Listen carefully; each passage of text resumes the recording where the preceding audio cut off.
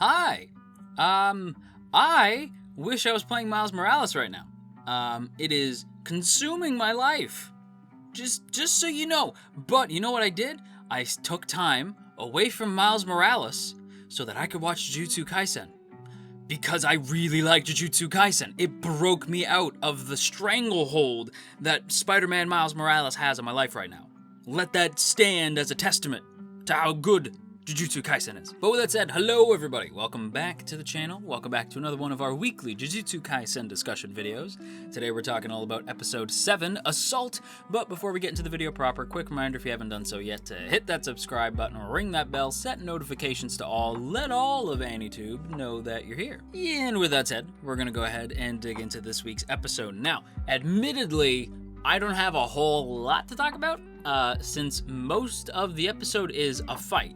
Now, I should stress that, and this is something you'll probably hear me repeating a lot when an episode of a show comes up, usually shonen shows, where there's an episode of a series where it's mostly centered on a fight. You will hear me say this ad nauseum, and I'm going to say it now. I like when characters punch each other, specifically when they punch each other in the face emotionally. This lacks the emotionally part. Unless you're, I mean, like, unless you're our boy Jogo. I believe that's his name, Jogo? Volcano dude, whose name is gonna change this week, by the way. He was very emotional, but Gojo less so. But I like when characters beat each other up. I don't know if that, like, okay, I've said this before too.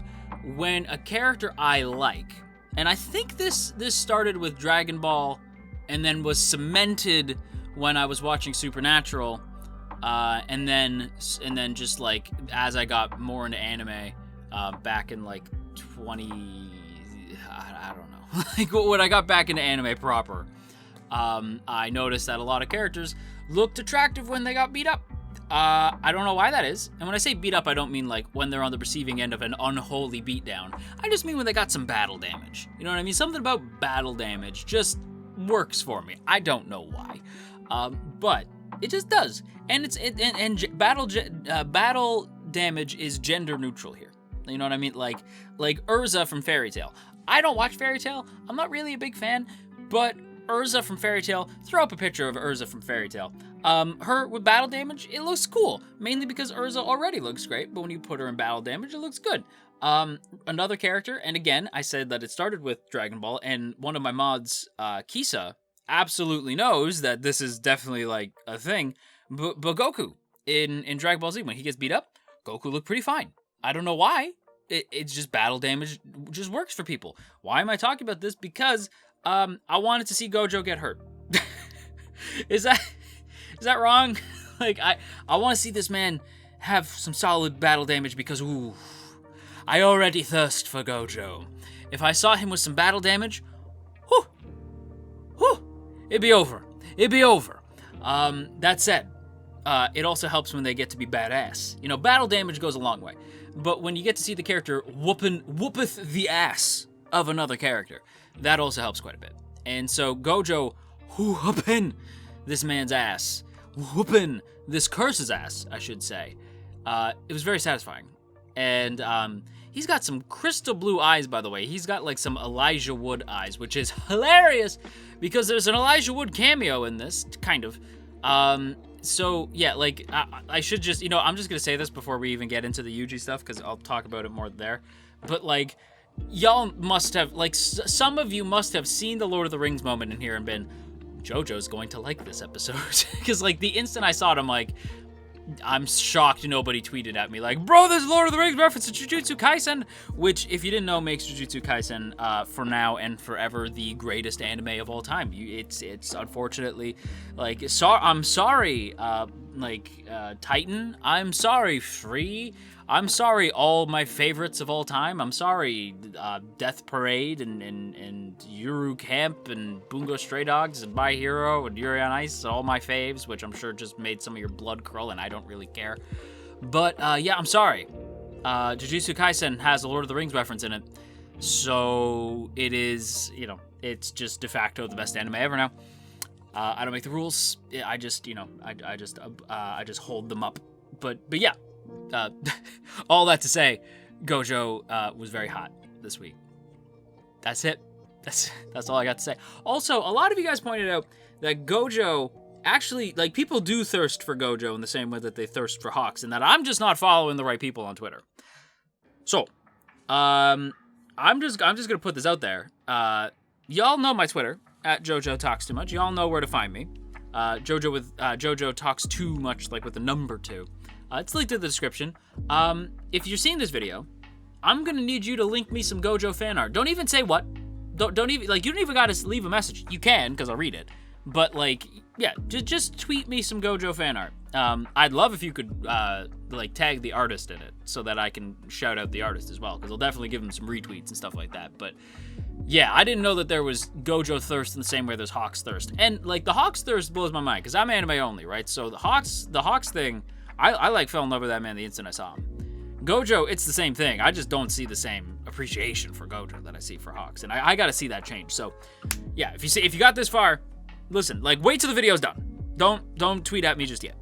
Wait till the video's done, and then tweet me some Gojo fan art. And if you know the artist, go ahead and let me know the artist as well, so that we can retweet them and give them some love. But yeah, Gojo, oh my god. Like, first of all, as I said, my man got some crystal blue eyes. I was not anticipating that at all. Like, he is looking graceful. Like with the blindfold off, he almost looks like a totally different dude. I saw my boy Sun posted the thumbnail for his video, and Gojo looks so different that I didn't even connect that it was Gojo. I thought it was the dude who can't talk. Like, well, he can talk, but he can only talk in, like, certain ingredients. I thought it was that guy for some reason. Like, I didn't connect that it was Gojo.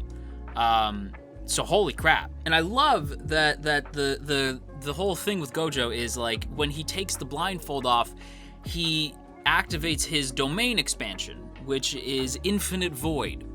And what I love about this isn't just seeing Infinite Void, which is, like, insane. Look at this. It's insane. Right? Like, when you see it, it's not just insane, it's insane. I don't understand what Infinite Void even does, but I love this for 2 reasons. First, I love it because it's a fun little bonding experience for him and Itadori, because he literally brings Itadori along because he knows what Fujisan, as I cannot believe Itadori says. Itadori is my boy. Okay, like, I need to stress this, like, yeah, Gojo's my husbando now. I love him, but Itadori is my best boy. I love this kid. He's such a good dude, right? When I saw him and he goes, Fuji-san, I was like, oh my god, Itadori, you give people nicknames too? I love this kid. He likes Lord of the Rings. He likes Jennifer Lawrence. He gives people nicknames. I love him. He's an otaku. I love this kid. But yeah, anyway, there's that part, right? Like, I like I've said this last week, I'll say it again this week, I absolutely, positively love the teacher-student bond between Gojo and Itadori. It's the best. It is absolutely fantastic. I love how they're on this exact same wavelength. Again, maybe it's because I've been playing Miles Morales, but they kind of do remind me of the way that, like the version of Pete and Miles that I have in my head. Right, where they're like, Pete and Miles are on the same wavelength, like they're like, yes, Pete's older, yes, he's wiser, he's more skilled, but Miles is still like, he still considers Miles like his, like, somebody who he's like shaping to be as great as him one day. You know what I mean? Like, that's the vibe that I get from Gojo and Itadori. And again, yes, I've been playing the game a little bit, and yes, I'm a little bit hyper. I don't know if you could tell on the mic, but yeah, like, I can feel it in my bones. There's that solid, like, big bro, little bro, teacher-student dynamic between the two of them, and I love it. It's fantastic. But the other reason why I love Infinite Void is because, I'm sorry, infinity? He has the power of infinity. That seems broken. Like, that seems, like, and in fairness, we actually learned this dude's name. Geto, the monk guy. He straight up says, like, no, yeah, he's broken. Like, he told Fuji-san, again, I said that volcano dude's name was changing. Yeah, Itadori's right. Fuji-san it is. They told Fuji-san, like, hey man, He's broken. Fighting him's a bad idea. So the power of infinity seems a little unfair. But it also, and maybe this is just for my namesake, but it also made me realize that, I'm sorry, is Gojo not just Gojo, but is he Gojo Requiem? Because he just pulled like a gold experience Requiem on Fujisan's ass. Like he made him see everything, feel everything. Like he gave him gold experience, but he did it in Requiem, like when it's in space. And the only thing missing was making Fujisan live 1,000 deaths. Like that's the only thing, an infinite amount of deaths. That's the only thing that was missing. That was beautiful. That fight was beautiful. This whole episode was beautiful. I loved every friggin' waking second of this episode, especially the Lord of the Rings reference. Everything about this is dope. And also, okay, I didn't write his name down. I'm foolish. The guy that we see on the beach. And by the way, that man's living it up. But this guy, I'll throw a picture of him. This guy. This dude is the dude from the opening. And I can't remember his name, but when I watched the episode, I recognized his name as the guy from the comments. And what I mean by that is, in the comments of last week's video, I said, oh my god, Fujisan lost his damn mind. Like, Fujisan just brutalized that cafe. That's nuts. And everybody responded with, if you think that's bad, wait until you meet this guy. Now again, I have forgotten the name, but when I saw it, I was like, oh shit.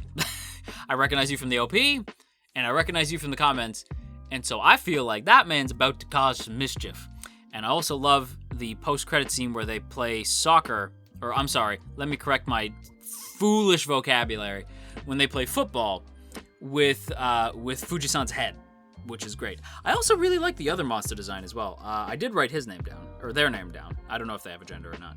Hanami. Hanami's a dude, I think. I think they say he. I think. I could be wrong. Maybe. I don't know. Hanami's voice is sort of like indistinguishable, so I don't know. And they're like curses, so I guess they don't technically have to. I don't know. Whatever. We're not going down this road. Hanami is a dope design. Hanami looks like something straight out of Pan's Labyrinth. But regardless, I'll talk more about Hanami when we actually get a Hanami-focused episode. Hanami not really in this, just kind of appears, saves Fujisan, books it out of there. If you can't tell, I love this episode. It actually had me very hyped. But I gotta go play Miles Morales again, so that's the end of the video. And with that said, everybody, that is gonna wrap up today's video here. So I hope you guys enjoyed. If you did, don't forget to boop that up snooch, share if you care, leave a comment down below, and of course, make sure that you hit that sub button, ring that bell, and set notifications to all, and let all of AniTube know that you're here. And of course, before we go, as always, I have to give a big thank you to the good folks in the T Squadron.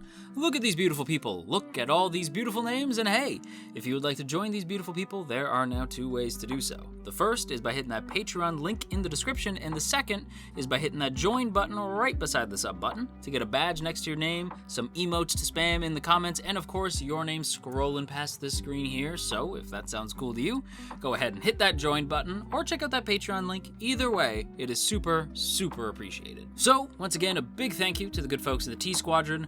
I am immediately ending this to go play Miles Morales, but until next time, you stay classy, AniTube, and wash your dang hands. Also, I could have put Miles Morales footage in the background of this video, but come on, you know Tekken works best for these videos. Okay, bye.